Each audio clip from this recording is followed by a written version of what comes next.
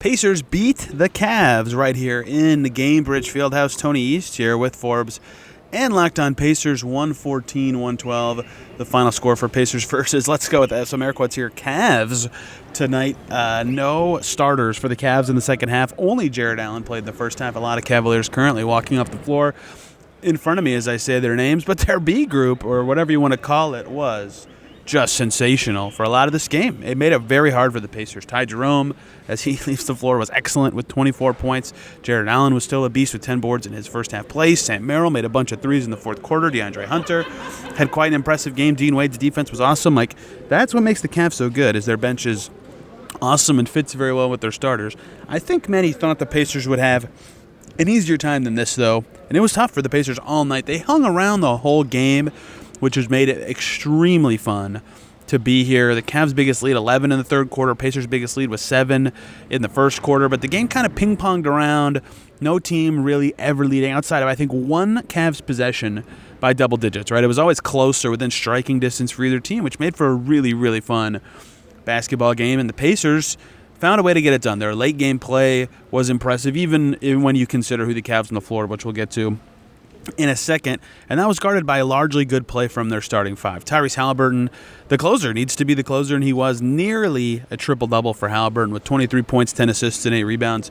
He hit 2 huge threes in the final minutes. I believe the game was tied before he hit them both, and it was the most Halliburton-ish stretch ever. Yes, 107-107 after Halliburton hits a finger roll layup to tie the game. Then he hits a huge three to give the Pacers a 3-point lead, then another one to give them a 6-point lead. You knew the ensuing heat check was coming, which he missed, and then on a rebound went out of bounds for a turnover.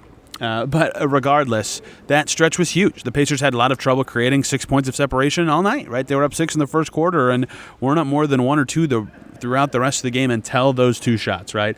And they were able to ride that down the stretch. It got close. It got to be a 1-point game in the final minute, but they were in control largely down the stretch. Just needed one more stop at the end to get it done, and a Jalen Tyson miss at the buzzer ends up being the difference. So I wouldn't call this like the world's most impressive win for the Pacers. They shot it okay, 34% from 3, 46% from the field.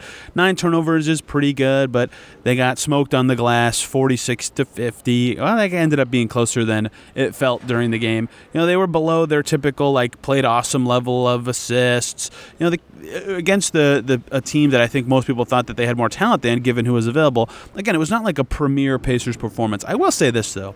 Ty Jerome is quite good. Jared Allen played in the first half and played really great defense and had a really, really great rebounding numbers, right? A deserved good game for him. Sam Merrill couldn't miss. Dean Wade is very good and sometimes starts for this Cavs group. DeAndre Hunter, they traded a lot for him because he's good. He had 23 points. This was still a decent group of available Cavaliers in this game. It was not like a cakewalk. This was a tougher one than the Wizards game that they just played 2 nights prior. So in some ways, yes, the Pacers should have done better. And in other ways, they did find enough to get it done. On and off night. Some good nights from the bench, too. Jarris Walker, the story of the bench to me. Sensational night from him. They needed everything they could get as he finishes with 15 points on 6 for 7 shooting. TJ McConnell hit half of his shots after a rough start. He also had 4 assists. Obi Toppin made 4 of his 7 shots on his way to 10 points.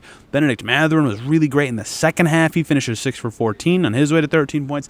They just got enough from a lot of guys, which is what they needed. The bench was rough in the first half. The starters had rough moments in the second half. And when that kind of game happens, you just need to find something, right? And it took different guys at different pockets of the game stepping up to get it done. Pacers, once again, benefit from a team having nothing to play for. 2 nights ago, they play the Wizards, who are actually playing for losing, and the Wizards closed with an incredibly poor lineup and not the best 5 they had that night. The Cavs playing for nothing. They have no reason to lose or win, given where they are in the standings and draft position.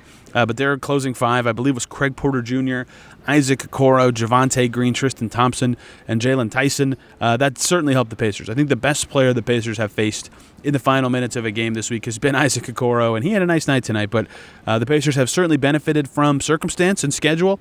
But to their credit, you have to take advantage of those things, and they closed the last 2 games very well in those moments, and they did again today.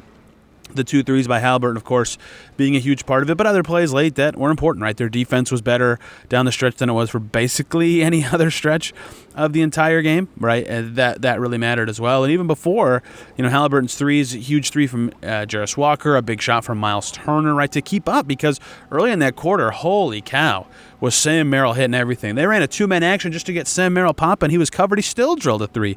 Him and Craig Porter Jr. just working off each other, got him an easy three. Like, it was really tough for the Pacers to keep up with that, but they kept their head down. They found a way, and they got it done.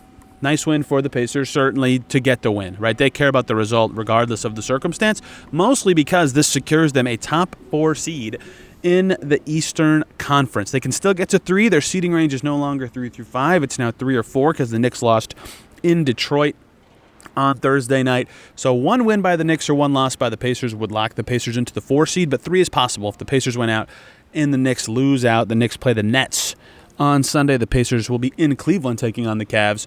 Once again, we'll see what the Pacers' priorities are now, but having home court is a huge deal. Huge deal. I've been covering the Pacers since 2017-18. Really, I was blogging a little bit before that, but really coming to games since 2017-18. They have not hosted a series in that time. They were the 4th seed in the bubble year, so they had Game 1 at home, but it was in Orlando, Florida, right? I've never been to a Game 7 in this building, should that even be needed. And I only bring that up to say, like, it's been a while. 2014 was the last time the Pacers had home court advantage in a series that will be played in Indy. Miles Turner's never had it in his career. It's a big deal, right? Everybody can talk about the fans, and like, that matters, right? Being in your building matters. But there's so much more that I wanted to ask Pacers players about. Intangible things, your routine, traffic patterns of your city, sleeping in your own bed.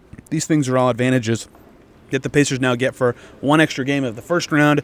Starting a series at home is important. The Game 1 sets the tone for how the adjustments will go for a full series, as the Pacers learned last year, losing, I think, every Game 1 they had in the playoffs last season. So that'll be a big deal. It is a big deal for them to get it. Their scenarios now are simple. They will either host the Milwaukee Bucks or Detroit Pistons. How specifically they do that is TBD, because they could still get the 3 seed. The Pistons and Bucks play each other Friday night and Sunday.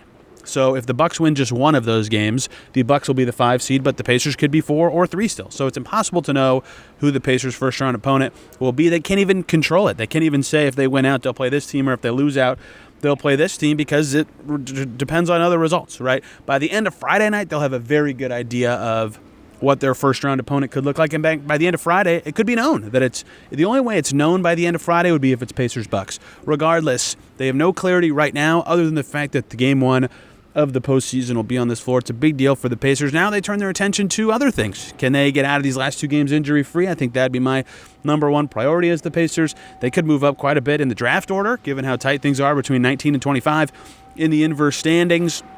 The Magic, who they play tomorrow, really playing for nothing but pride. The Pacers, I suppose, playing for 50 wins, but nothing but pride. The Cavs Sunday, playing for nothing but pride. We'll see what those shake out for in terms of difficulty for the Pacers, but they've got enough wins to not worry as much about that kind of stuff anymore. They're hosting their first-round series against a division foe, and we'll be there for those games. Thank you for watching this. For more detail on Pacers, Cavs, and all these seeding scenarios, check out Locked On Pacers, and I have stories and Forbes about Ben Shepherd and much more coming up.